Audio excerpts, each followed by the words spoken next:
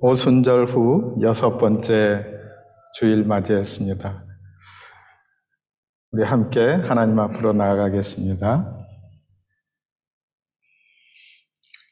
여호와의 집, 우리 여호와의 성전, 곧 우리 하나님의 성전들에 서 있는 너희여, 여호와를 찬송하라.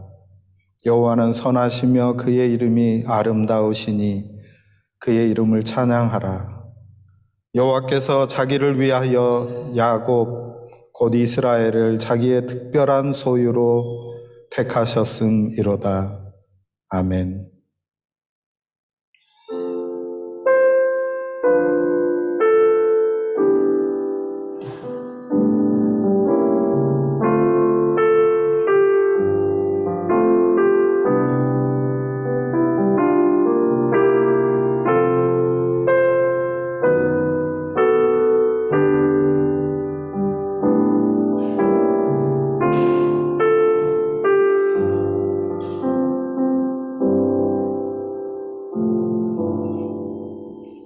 성도들의 찬양과 경배를 기쁘게 받으시는 하나님, 오늘도 세상에서 흩어져 살던 저희를 주님의 전으로 모아주시고 삼위일체 하나님께 감사와 찬양과 경배를 드리게 하시니 감사합니다.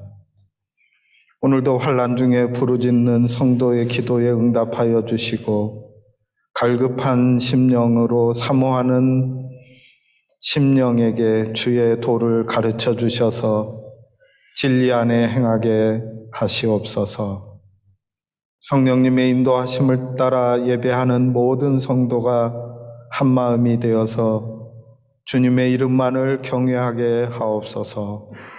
모든 영광을 하나님께 돌려오며 예수님 이름으로 기원하옵니다. 아멘. 우리 함께 찬양으로 나아가도록 하겠습니다.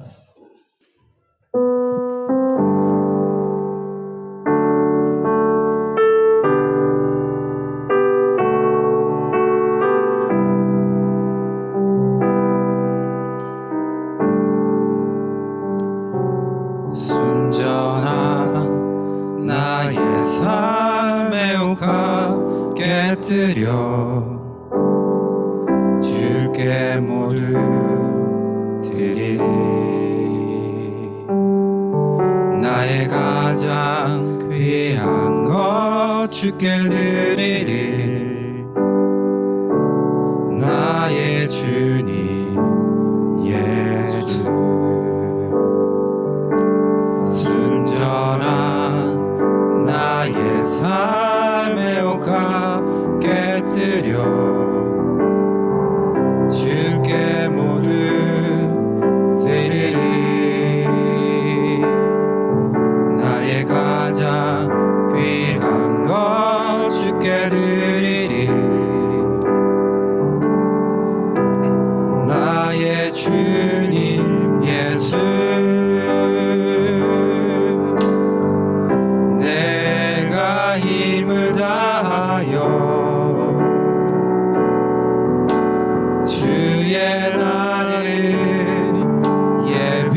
예비하리니 주가 보고 그 사랑으로 주의 것 삼으시네. 이것이 나의 기도, 나의 소망, 나의 모든 것. 눈물로 주님께 간구하오니 이것이 나의 기도, 나의 소망, 나의 모든 것. 주여 나를 기억하소서. 순전한 나의 삶의 오가 깨뜨려 주께 모두 드리리. 나의 가장 귀한 것 주께 드리리. 나의 주님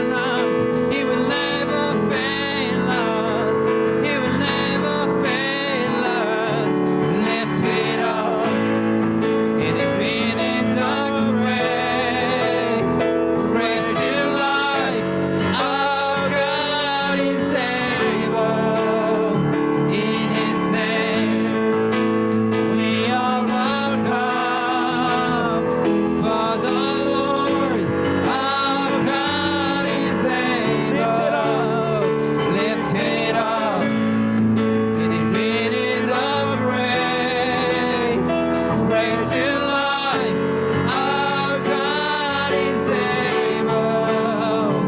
In His name we overcome.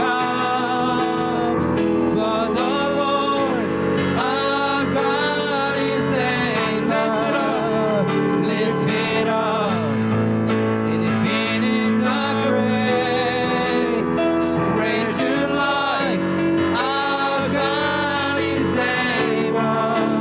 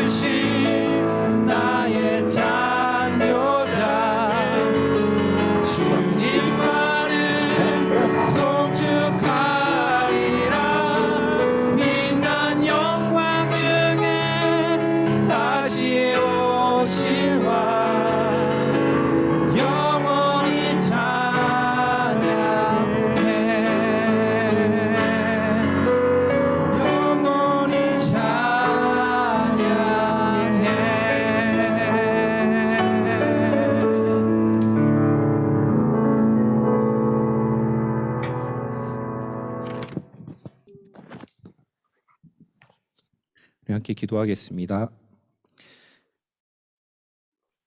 하나님 감사합니다. 오늘도 귀한 주일을 허락하시고 함께 모여 예배할 수 있도록 인도해 주셔서 감사합니다. 한 주간도 하나님의 돌보심 안에 있었음을 인정하고 믿음으로 감사를 드리기 원합니다. 자격 없는 저희를 하나님 자녀 삼아 주시고 예배하는 은혜를 허락하심 감사합니다. 여러 모양으로 공동체를 섬길 수 있게 하여 주심 감사합니다. 각자의 은사와 형편에 따라 섬기는 모든 이들을 기억하여 주시옵소서. 주님 앞에 나와 온 저희의 마음과 생각을 지켜 주시옵소서. 그래서 이 시간 주님께 온전한 예배 드릴 수 있도록 인도하여 주시옵소서. 하나님, 특별히 몸이 연약하여 또 육신이 연약하여 아파하는 지체들이 있습니다. 하나님께서 도와주시고 고쳐주시고 회복하여 주시옵소서. 그래서 함께 기도함으로 주께서 일하심을 같이 경험하는 귀한 공동체 될 수 있도록 인도하여 주시옵소서. 오늘 말씀을 전하시는 목사님께 성령님 함께하여 주시고 전하는 모든 말씀 가운데 하나님의 뜻을 깨닫는 귀한 시간으로 인도하여 주시옵소서. 우리와 늘 함께하시는 예수님 이름으로 기도합니다. 아멘.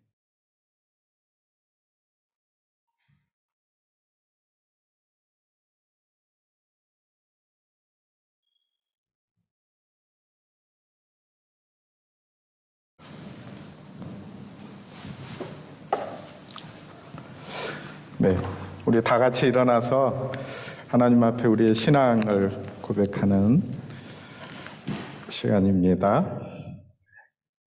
사도신경으로 우리의 신앙을 함께 고백드리도록 하겠습니다. 나는 전능하신 아버지 하나님, 천지의 창조주를 믿습니다. 나는 그의 유일하신 아들, 우리 주 예수 그리스도를 믿습니다. 그는 성령으로 잉태되어 동정녀 마리아에게서 나시고 본디오 빌라도에게 고난을 받아 십자가에 못 박혀 죽으시고 장사된 지 사흘 만에 죽은 자 가운데서 다시 살아나셨으며 하늘에 오르시어 전능하신 아버지 하나님 우편에 앉아 계시다가 거기로부터 살아있는 자와 죽은 자를 심판하러 오십니다. 나는 성령을 믿으며 거룩한 공교회와 성도의 교제와 죄를 용서받는 것과 몸의 부활과 영생을 믿습니다. 아멘. 네, 서신 채로 오늘은 말씀을 함께 읽었으면 좋겠습니다. 오늘 우리에게 주신 말씀 야고보서 2장 1절로 13절 말씀입니다. 내 형제들아, 영광의 주 곧 우리 주 예수 그리스도에 대한 믿음을 너희가 가졌으니 사람을 차별하여 대하지 말라. 만일 너희 회당에 금가락지를 끼고 아름다운 옷을 입은 사람이 들어오고 또 남루한 옷을 입은 가난한 사람이 들어올 때에 너희가 아름다운 옷을 입은 자를 눈여겨보고 말하되 여기 좋은 자리에 앉으소서 하고 또 가난한 자에게 말하되 너는 거기 서 있든지 내 발등상 아래 앉으라 하면 너희끼리 서로 차별하여 악한 생각으로 판단하는 자가 되는 것이 아니냐. 내 사랑하는 형제들아, 들을지어다. 하나님이 세상에서 가난한 자들을 택하사 믿음에 부요하게 하시고 또 자기를 사랑하는 자들에게 약속하신 나라를 상속으로 받게 하지 아니하셨느냐. 너희는 도리어 가난한 자를 업신여겼도다. 부자는 너희를 억압하며 법정으로 끌고 가지 아니하느냐. 그들은 너희에게 대하여 일컫는 바 그 아름다운 이름을 비방하지 아니하느냐. 너희가 만일 성경에 기록된 대로 내 이웃 사랑하기를 내 몸과 같이 하라 하신 최고의 법을 지키면 잘하는 것이거니와 만일 너희가 사람을 차별하여 대하면 죄를 짓는 것이니 율법이 너희를 범법자로 정죄하리라. 누구든지 온 율법을 지키다가 그 하나를 범하면 모두 범한 자가 되나니 간음하지 말라 하시니가 또한 살인하지 말라 하셨은즉 내가 비록 간음하지 아니하여도 살인을 하면 율법을 범한 자가 되느니라. 너희는 자유의 율법대로 심판을 받을 자처럼 말도 하고 행하기도 하라. 율법을 행하지 긍휼을 행하지 아니하는 자에게는 긍휼 없는 심판이 있으리라. 긍휼은 심판을 이기고 자랑하느니라.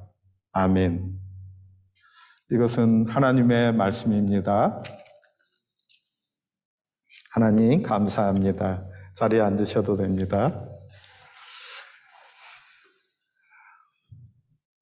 오늘 예배 가운데 오신 사랑하는 여러분에게 우리 주님으로부터 평화와 은혜가 있기를 간절히 바랍니다. 우리가 오늘 야고보서 말씀을 읽었는데 이 야고보서는 교리보다는 성도들의 실생활에 관한 교훈을 많이 보여주고 있다고 여겨왔습니다. 특별히 오늘 우리가 본문으로 택한 이 야고보서 2장은 행함을 강조하는 장으로 잘 알려져 있습니다. 1절 말씀, 내 형제들아 영광의 주 곧 우리 주 예수 그리스도에 대한 믿음을 너희가 가졌으니 사람을 차별하여 대하지 말라. 2장의 후반부를 구성하는 14절의 첫 절은 이렇게 말씀합니다. 내 형제들아 만일 사람이 믿음이 있노라 하고 행함이 없으면 무슨 유익이 있으리요? 그 믿음이 능히 자기를 구원하겠느냐? 이 야고보서의 말씀, 2장의 말씀을 행함을 강조하는 말씀으로 보고 종교개혁 시대의 개혁자들은 이 말씀에 대하여 조금은 반감을 가지고 있었습니다. 루터는 이 야고보서를 가리켜서 너무나 가벼운 말씀이다, 가벼운 편지다라는 뜻으로 지푸라기 서신이라고 말하기도 하고, 주석을 쓸 때에 이 야고보서는 주석에서 빼놓기도 하였습니다. 그러나 오늘 저는 이 말씀을 읽고 묵상하고 여러분과 나누기 위해서 준비하면서 야고보서 말씀은 참된 믿음에 관한 믿는 자들을 위한 말씀이다 하는 면에서 말씀을 살펴보게 되었습니다. 특히 2장은 참된 믿음을 강조하는 장이다, 이렇게 읽었습니다. 근거는 동일한 말씀, 1절 말씀입니다. 내 형제들아 영광의 주 곧 우리 주 예수 그리스도에 대한 믿음을 너희가 가졌으니 사람을 차별하여 대하지 말라. 똑같이 14절, 내 형제들아 만일 사람이 믿음이 있노라 하고 행함이 없으면 무슨 유익이 있으리요? 그 믿음이 능히 자기를 구원하겠느냐? 이 말씀은 곧 예수 그리스도를 믿는 믿음을 가진 성도들이 어떻게 행하여야 하는가에 대해서 말씀하고 있다는 것입니다. 오늘 이 말씀을 통하여서 우리는 믿음이 식상해지고 진부해지지 않기를 제안합니다. 말씀을 준비하는 때에 제가 페이스북을 잠깐 보다가 거기에 나와 있는 몇십 초짜리 짤막한 영상 하나를 보게 되었는데 아주 오래된 드라마의 한 부분입니다. 광고를 카피하는 사람들의 이야기를 다룬 드라마인데 거기에서 이런 대사가 나오더라고요. 광고쟁이들에게 이 말은 사형 선고야. 이 말이 무엇이겠습니까? 광고 카피를 쓰는 사람들에게는 진부하다, 식상하다, 이런 말이 사형 선고와 같다는 것입니다. 사랑하는 여러분, 우리가 예수 그리스도를 통해서 하나님의 자녀가 되고 믿음 안에서 하나님 나라의 백성으로 살아가는 이 삶 가운데 우리의 신앙이 진부해지기도 하고 우리의 신앙의 감격을 잃어버려서 매일매일이 똑같은 일상으로만 느껴져서 하나님을 의식하지 못하고 우리의 신앙이 우리를 이끌어가지 못한다고 하면 얼마나 불행하고 힘든 일입니까? 오늘 말씀을 따라서 순종하는 행함을 통해서 우리가 살아가는 우리의 삶 가운데 우리의 신앙의 진실성, 하나님께서 우리를 예수 그리스도 안에서 구원하시고 누가 그리스도의 사랑에서 우리를 끊을 수 있겠느냐 하시는 말씀. 그 어떤 것으로부터도 예수 그리스도 안에 있는 하나님의 사랑에서 끊을 수 없느니라 하시는 이 말씀이 새롭게 되는 신앙 안에서의 삶을 살기를 원하는데 이 말씀을 통해서 우리가 힘을 얻기를 원합니다. 그리스도와의 친밀성이 형제 사랑, 이웃 사랑, 차별 없는 사랑으로 확인되는 삶을 살아가기를 원합니다. 예수 그리스도께서 십자가에서 단번에 죽으심으로 하나님의 사랑을 확증하시고 누구든지 믿음을 통해서 예수 그리스도 안에서 하나님의 자녀가 되는 권세를 얻게 됩니다. 그런데 이 신앙이 성령 안에서 우리 안에 살아계셔서 일하시는 그 성령으로 말미암아서 지금도 살아계시는 주님의 현존이 드러나는 믿음의 행함 가운데에서 새로워진다 하고 이 말씀을 읽었습니다. 이게 무슨 말씀이냐? 우리가 하나님의 말씀을 따라서 순종하는 그 순종을 통해서 우리가 믿는 믿음이 지금 나의 삶에서 확인된다는 것입니다. 우리의 믿음이 우리의 행함을 변화시키기도 하지만 야고보서의 말씀을 따라서 읽으면 우리의 예수 그리스도 안에서 행하는 신앙의 삶을 통해서 우리의 신앙이 새로워지고 온전해진다 하는 것을 말씀하는 것입니다. 조금 더 자세히 살펴보면서 이것이 무슨 뜻인지 알아보도록 하겠습니다. 믿음으로 사는 사람들은 이렇게 살아야 한다 하는 첫 번째 말씀이 사람을 차별하여 대하면 안 된다는 말씀인데 이 말씀을 제가 암송하고 있는 말씀으로는 사람을 외모로 취하지 말라 하는 말씀입니다.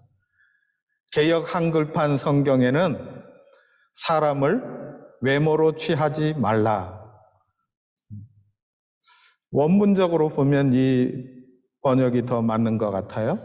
근데 이 말의 뜻은 무엇인가 하면 구약 성경에 있는 히브리적인 표현으로 사람의 얼굴을 보고 판단한다는 겁니다. 그것은 사람의 외적인 지위나 상태에 따라서 판단하는 것을 뜻하는데, 오늘날로 보면 외모로 판단한다 하는 말이 더 맞는 말인지도 모릅니다. 우리나라에서는 남루한 옷을 입은 사람을 만나는 게 그렇게 자주 볼 수 있는 일은 아니죠. 그렇지만 사람들이 하고 있는 것은 뭐죠? 잘생긴 사람, 못생긴 사람. 그래서 잘생긴 사람은 모든 것이 용서되고, 못생겼으면 좀 잘한 행동까지도 더 미워 보이는 그런 판단을 하는 시대를 살고 있지 않습니까? 말씀에 따르면 사람의 얼굴로 판단하지 말아라. 요즘 말로 다시 바꿔서 말하면 사람을 유용하냐, 그렇지 못하냐, 이런 것으로 판단해서는 안 된다는 것입니다. 사람은 하나님께서 흙으로 빚으시고 루아흐, 하나님의 공기, 하나님의 생기, 하나님의 생명 하고 불어넣어 주셔서 사람이 되게 해주셨습니다. 생명이 되게 해주셨습니다. 살아있는 생명이 되게 해주셨습니다. 그래서 사람은 하나님으로부터 지음받았기 때문에 이마고 데이, 하나님의 형상으로 지음받았기 때문에 존귀합니다.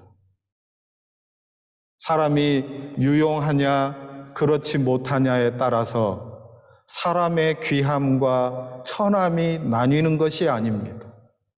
모든 하나님으로부터 지음받은 사람은 귀합니다. 존귀합니다. 하나님께서 존귀한 생명으로 이 땅에 보내주셨습니다. 사람이 사람을 차별하여 대할 수 없는 창조론적인 신학입니다. 인간은 하나님으로부터 지음받았기에 존귀합니다.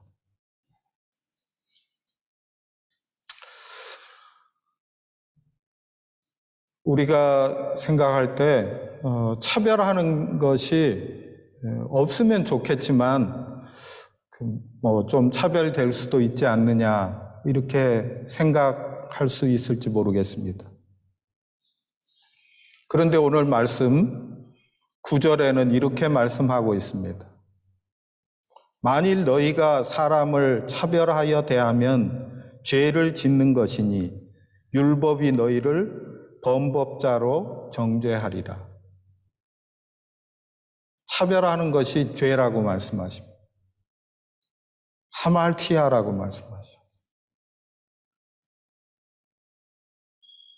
하나님께서 죄로 정하신 것이다. 차별하지 마라. 구체적인 예를 들어서 보여주었습니다. 그때는 예배당이 없는 시대이니까 회당에서 모일 때입니다. 회당에서 모임을 갖고 있는데 그 모임이 예배의 시간인지 학자들에 따라서는 이것이 어떤 재판 자리였는지 모르지만 두 사람이 들어오는데 잘 모르는 사람입니다. 공동체 안에 그동안 함께 살던 사이가 아니에요. 새로 들어온 사람인데 그 사람이 들어오는 것을 보고 화려한 옷을 입은 사람, 가락지를 끼고 있는 사람. 아마도 그 당시에 가락지를 끼는 사람은 높은 공직에 있는 귀족이죠. 그러한 사람이 들어왔을 때에 자리를 골라서 이 자리에 앉으십시오. 남루한 옷을 입은 사람이 들어올 때에 너는 서 있든지 혹은 내 발 아래 앉든지 아무렇게나 해라. 좀 과장해서 표현을 했지만 엄청나게 차별을 했다는 것입니다. 우리 예배 상황에서 어떤 공직 후보자가 선거철에 예배당에 왔다고 해서 그를 앞자리로 모시고 예배가 끝나기도 전에 광고 시간에 그를 앞에 세워서 사람들에게 인사를 시키고 이렇게 하는 것은 성경 말씀에 따르면 옳지 않다고 생각이 됩니다. 만약에 그렇게 하고 싶으면 그날 새로운 모든 분들을 다 앞자리로 모시고 모든 분들을 다 나와서 소개를 시킨다면 오케이, 그럴 수 있을 것 같습니다.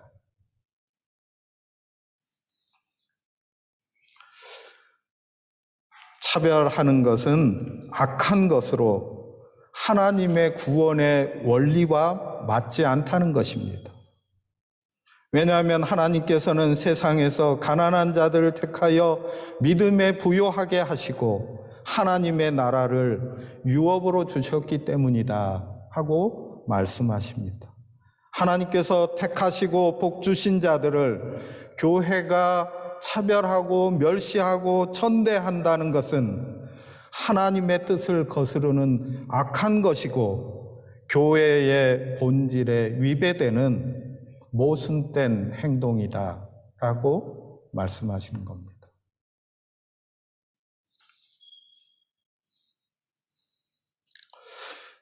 야고보 사도는 이처럼 사람을 외모로 취하는 행동을 율법을 어기는 죄다 하고 말씀합니다.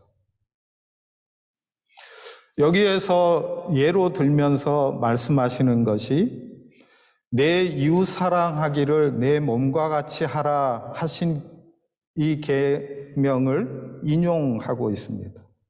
그리고 이 계명을 가르쳐서 말할 때 최고의 법, 최고한 법, 노모스 바실리코스라고 부릅니다. 최고의 법. 이 최고의 법이라고 하는 용어를 사용할 때 그 율법이라는 말씀을 단독적으로 사용하지 않는 것 같습니다. 노모스라고 하는 율법이라고 하는 단어,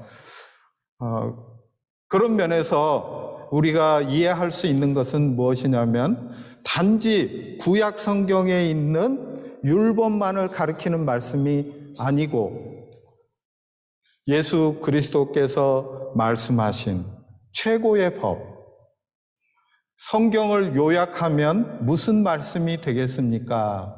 하였을 때 예수님께서 하나님을 사랑해라, 이웃을 사랑하라 하는 것이 성경의 요약과 같은 말씀이다. 토라와 느비임, 율법과 선지자의 모든 말씀을 모아놓은 것, 구약 성경 전체를 요약하면 그 말씀이 하나님을 사랑하는 것, 이웃을 사랑하는 것이다 하고 말씀하셨기 때문에 이 말씀을 통해서 우리가 보는 바는 최고의 법, 이것은 자유의 율법과 맞닿아 있는 것으로 보여집니다. 12절 말씀입니다. 너희는 자유의 율법대로 심판을 받을 자처럼 말도 하고 행하기도 하라. 최고의 법이 있는데 이 법은 자유의 법입니다. 자유의 법의 속뜻은 자유하게 하는 법일 것 같습니다. 자유하게 하는 법은 무엇입니까? 예수 그리스도를 통해서 하나님께서 우리에게 베푸신 사랑과 은혜로 말미암아 예수 그리스도의 십자가를 통해서 믿음으로 우리가 나아가게 될 때에 죄로부터, 사망으로부터, 사단의 권세로부터 자유롭게 되는 법입니다. 그러니까 다시 말하면 예수 그리스도를 구주로 믿은 우리가 가져야 하는 이 자유의 법, 이 법은 최고의 법으로 귀결되는데 그 최고의 법은 무엇인가? 하나님 사랑, 이웃 사랑. 우리가 예수 그리스도를 주님으로 받게 되어서 하나님 나라의 백성이 되면 우리 가운데에는 하나님 사랑과 이웃 사랑이 우리 안에서 발현된다는 것입니다. 예수 그리스도께서 부어주신 은혜로 말미암아 성령의 도우심 가운데 우리 안에서 하나님을 사랑하게 되고 이웃을 사랑하게 되는 이 법으로 자연스럽게 나아가게 된다는 말씀입니다. 여기서 최고한이라고 말씀했는데 최고한 법, 이 말은 우리의 기억을 확실하게 하기 위해서 말씀드리면 원문대로 읽으면 왕의 법 이런 말이에요. 최고의 왕의 법. 그러니까 규칙도 있고 명령도 있고 법률도 있고 헌법도 있는데 하위법은 상위법의 지배를 받는 거죠. 무슨 말인지 다 사회 시간에 공부하셨으니까 다 알아들으시죠? 여러 법들이 있는데 하나님의 법, 왕의 법, 여러 법들이 있다고 하더라도 왕이 법을 제정하면 다른 법들은 그 법에 의해서 뒤집히기도 하는 겁니다. 왕의 법에 다른 법이라면 그 법은 사문화되는 겁니다. 하나님께서 명령하신 최고의 법은 사랑의 법이다 하고 말씀해 주신 것입니다.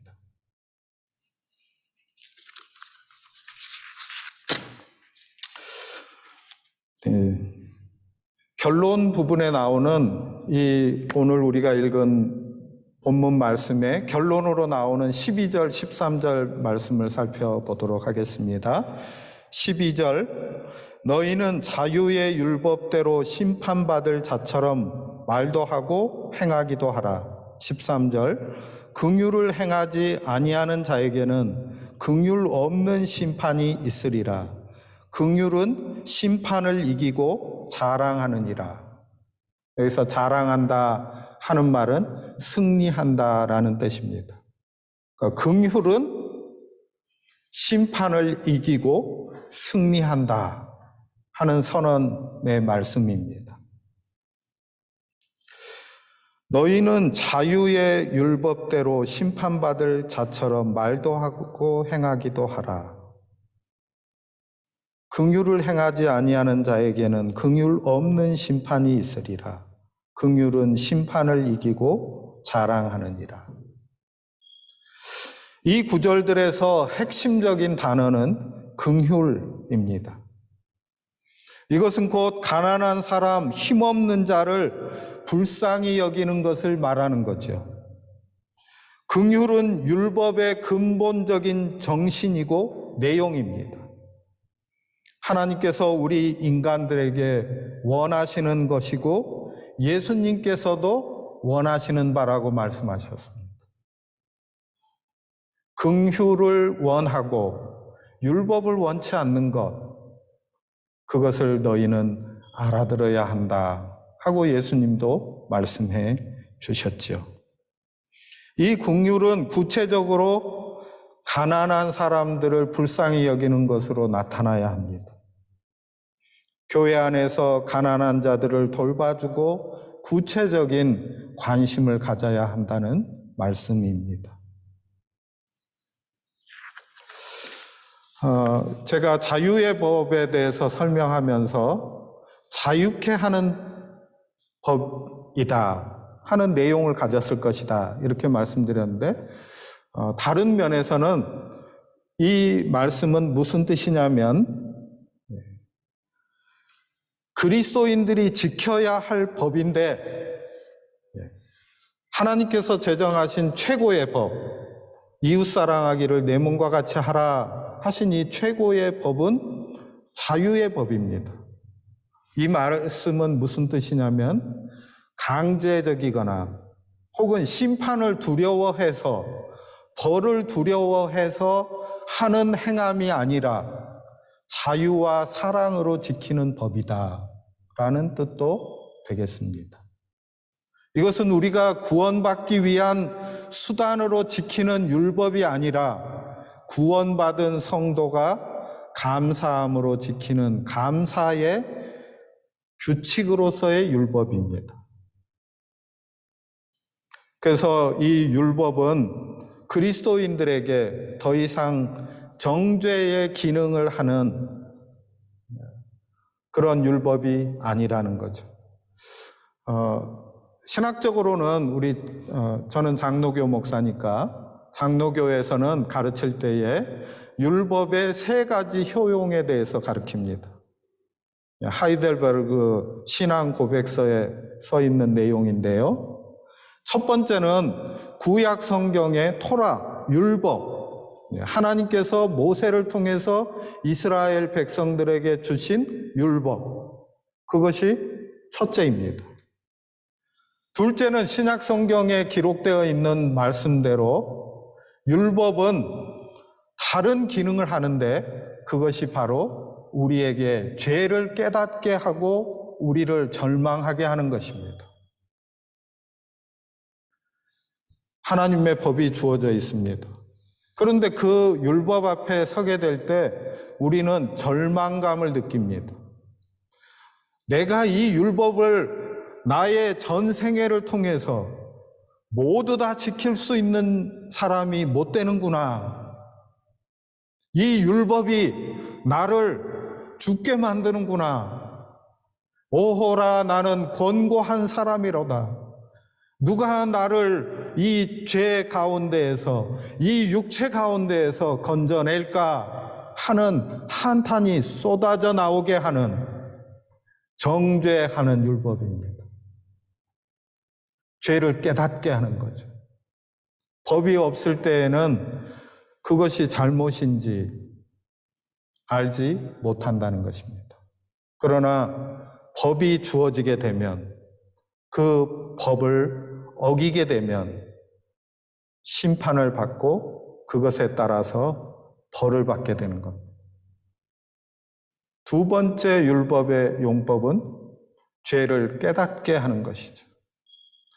율법의 제3효용도 있습니다. 우리가 예수님을 구주로 믿고 예수 그리스도 안에서 하나님 나라의 백성이 되었습니다. 그러면 우리는 어떻게 살아야 합니까? 하고 묻게 되죠. 우리가 만약에 예수님을 구주로 믿게 된 그 시간에 하나님께서 우리를 데려가시면 얼마나 고마운 일입니까?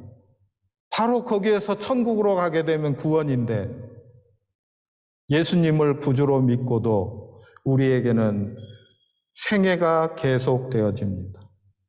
그러면 우리는 신앙인으로서 어떻게 살아야 합니까? 이런 질문을 가지게 되죠. 그 질문에 대하여 주님이 율법을 보여주신다는 것입니다. 하나님께서 보여주신 이런 법을 보여주시면서 이렇게 살면 된다 하고 알려주시는 것입니다. 이것이 율법의 3번째 효용입니다. 나의 신앙인으로서의 삶의 표준이 되는 율법입니다. 그런데 요즘에 어느 기사에 보니까 이렇게 써 있더라고요. 이 이야기를 안 하고 지나갈 수 있는 것이 매우 어려워졌다. 그 이야기가 뭐냐면 이상한 변호사 우영우. 이상한 변호사 우영우 이야기를 안 하고 할 수 있는 이야기가 있을까 했는데 저도 할 수 없이 인용을 하자면 법은 마음을 중요하게 생각합니다. 그랬습니다. 법은 마음을 중요하게 생각합니다. 오늘 하나님의 말씀 가운데 보니까 모든 사람에게 심판이 마지막 날에 있을 것이다. 모든 사람이 심판 앞에 서게 된다. 한 번 죽는 것은 사람에게 정한 것이요 그 후에는 심판이 있으리라. 모두가 죽는다는 것과 그 이후에 심판이 기다리고 있다는 것은 확실합니다. 그런데 오늘 말씀은 마지막 심판에 대하여 이렇게 말씀하십니다. 법은 마음을 중요하게 생각한다. 성경에 써 있는 대로 읽으면 이렇습니다. 긍휼을 행하지 아니하는 자에게는 긍휼 없는 심판이 있으리라. 긍휼은 심판을 이기고 자랑하느니라. 이 말씀을 읽는데 작년 성탄절 즈음에 우리 교회가 작은 선물을 마련해서 근처에 있는 노숙인 분들에게 전달해 주십시다 하고 했던 일이 기억이 났습니다. 제가 우리 아이들의 동심을 깨트리면서 어렸을 때부터 가르쳤던 것. 산타크로스는 죽었어. 산타크로스가 필요하다면 너가 산타크로스가 되어야 해. 산타크로스는 이미 성 니콜라우스라는 사람이었고 죽었고 지금 이 시대의 산타크로스는 바로 너야. 이렇게 가르쳤던 것처럼 우리 주변에 있는 성탄절이라고 따로 선물을 받지 못하는 분들에게 우리 교회는 우리끼리 선물 교환하지 말고 그분들에게 선물 갖다 드립시다. 이렇게 하고 이제 나누어 드리러 나갔는데 그 중에 그 얼굴이 지금도 떠올라요. 노숙인 분 말고 함께 갔던 분 중에 한 분이 노숙인 분을 만났는데 그분을 딱 마주치고 눈을 딱 서로 바라보면서 눈물이 주르륵 흐르는 거예요. 못 본 척 해드렸지만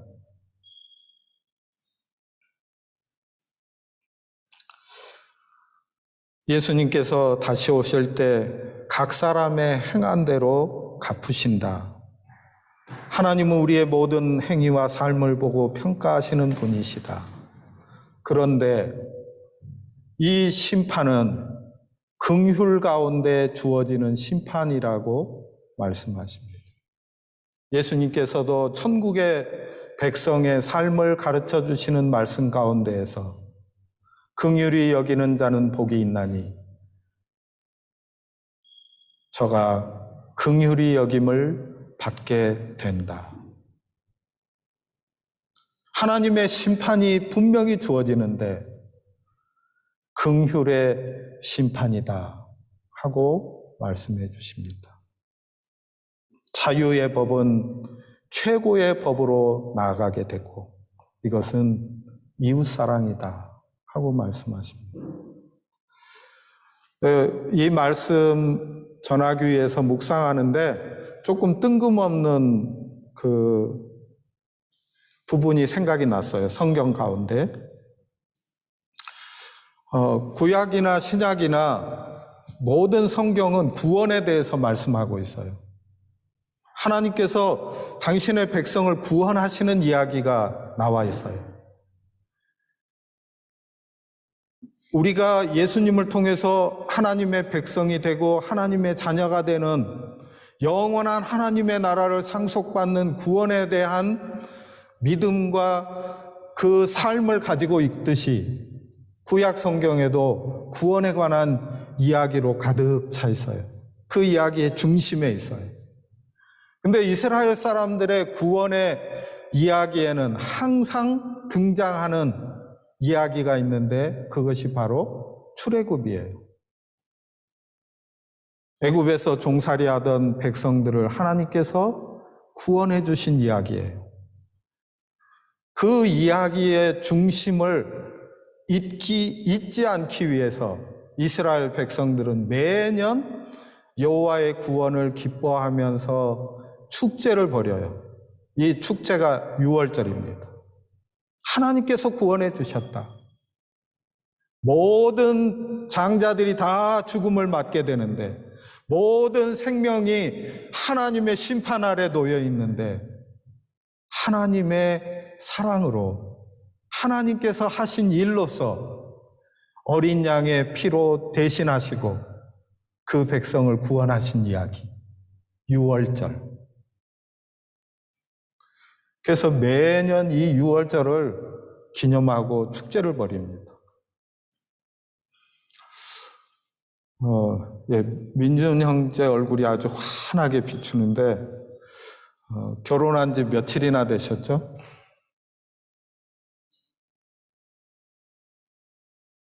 네, 곤란한 질문을 드리게 됐고 저는 설교를 할 수 있게 됐어요. 어제 원암불에 갔는데 갓 결혼한 신랑 신부가 왔어요. 그래서 제가 신랑에게 물어봤죠. 결혼한 지 며칠 됐어? 그랬더니 이 신랑이 겁도 없이 대답하는 말이 2달쯤 됐습니다. 이렇게 대답하는 거예요. 결혼한 지 며칠 되지도 않았는데 날짜로 안 세고 2달쯤 됐다고. 이렇게. 무슨 얘기죠? 유월절을 매년 기념하는데 매년 기념하다 보니까 이것이 그냥 기념하는 일이 된 거예요. 그냥 의식이 된 거예요. 형식이 된 거예요. 그래서 어느 납비가 먼저 시작했는지 모르겠는데 6월절 축제를 하는 기간 가운데 6월절 식사를 다 마치고 나면 가족들이 둘러앉아서 아가서 말씀을 읽는 거예요. 아가서. 성경의 아가서를 읽는 거예요. 우리가 지난달까지 수요기도회 때 아가서 말씀을 읽어봤지만 거기에는 하나님 얘기는 나오지가 않아요. 구원에 대한 한마디도 나오지 않아요. 그런데 하나님의 구원을 기뻐하고 그것을 축제로 벌이는 6월절 식사를 마친 후에 가족이 둘러앉아서 읽는 말씀을 아가서로 정한 거예요. 왜 그랬을까? 구원의 경험의 신비와 감격과 기쁨을 잃지 않도록 생각해 보니까 이 아가서만한 말씀이 없는 거예요. 아가서 말씀은 너무 내밀한 이야기예요. 네, 우리말로 하자면은 남녀 상렬지사가 그냥 그대로 드러나 있어요. 그런데 이 말씀이 성경이 되었고 가장 중요한 6월절 식사 후에 읽는 말씀이 되었어요. 왜일까? 무엇을 의도하고 있을까? 아가서에는 사랑의 기쁨으로 말미암는 사랑하는 사람을 향한 사모함이 가득 담겨 있는 말씀이에요. 그리고 이 이야기는 집 안에서 일어나는 이야기예요. 자기의 삶의 공간 안에서 일어나는 내밀한 이야기예요.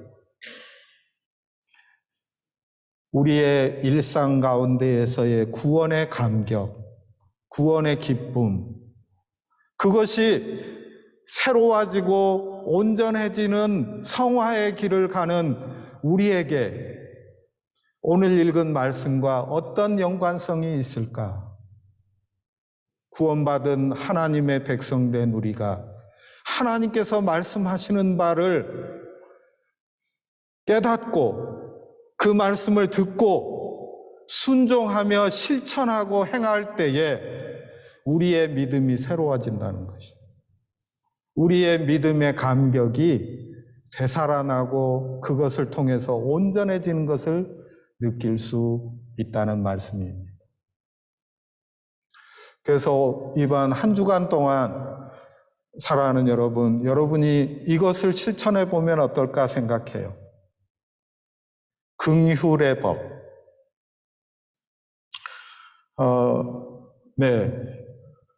나를 속상하게 하는 아주 가까이 사는 사람, 내 신랑, 내 아내, 긍휼의 눈으로 바라볼 수 있었으면 좋겠어요.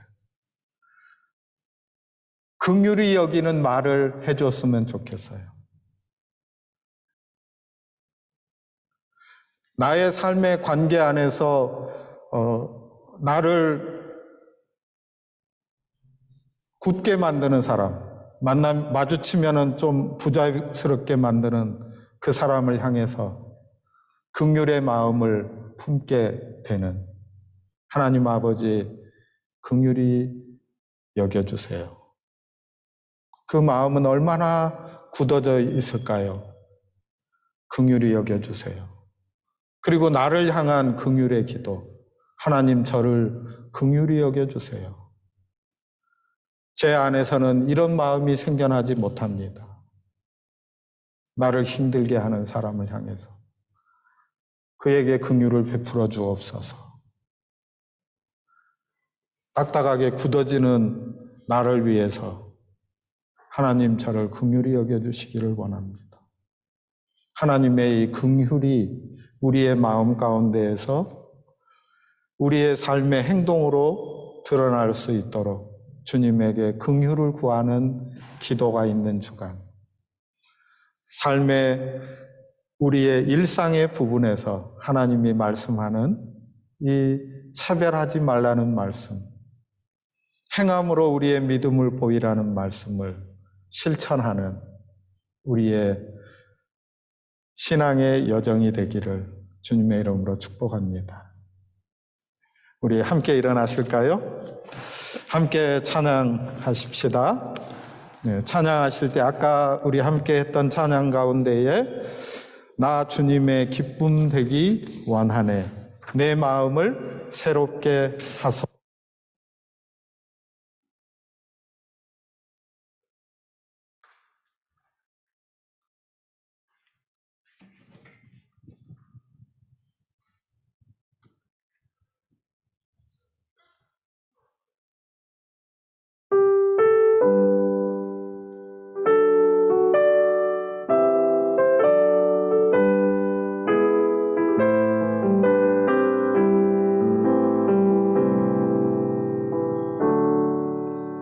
나 주님의 기쁨 되기 원하네. 내 마음을 새롭게 하소서. 새 부대가 되게 하여 주사. 주님의 빛 비추게 하소서. 내가 원하는 한 가지 주님의 기쁨이 되는 것. 내가 원하는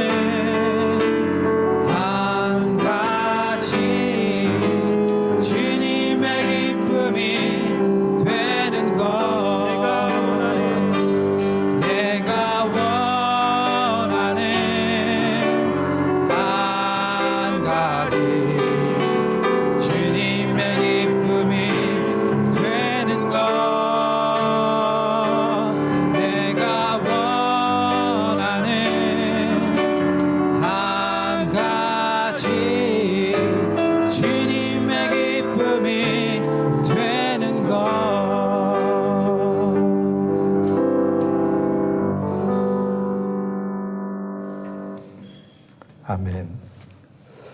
기도하겠습니다. 하나님 아버지 감사합니다. 주님이 하셨습니다. 주님이 저희의 구주가 되시고 하나님의 자녀가 되게 하시고 우리 주 예수 그리스도 안에 있는 평강과 은혜를 누리게 하셨습니다. 감사합니다. 주님 앞에 나온 주의 백성들이 주님 앞에 나올 때에 시간과 재능과 물질을 드리고 저희 자신을 드려서 예배하였습니다. 이미 받으신 주님께 감사드립니다. 또한 저희의 삶 가운데에 주의 은혜와 복이 나타나서 더욱 주의 백성으로 살아가도록 성령님 우리의 삶을 주장하여 주시옵소서. 우리 주님 예수님의 은혜와 아버지 하나님의 사랑과 보혜사 성령님의 교통하심이 주 앞에 나와 예배하는 주의 사람들 머리머리 위에 이제로부터 영원토록 항상 계시기를 간절히 축원합니다. 아멘.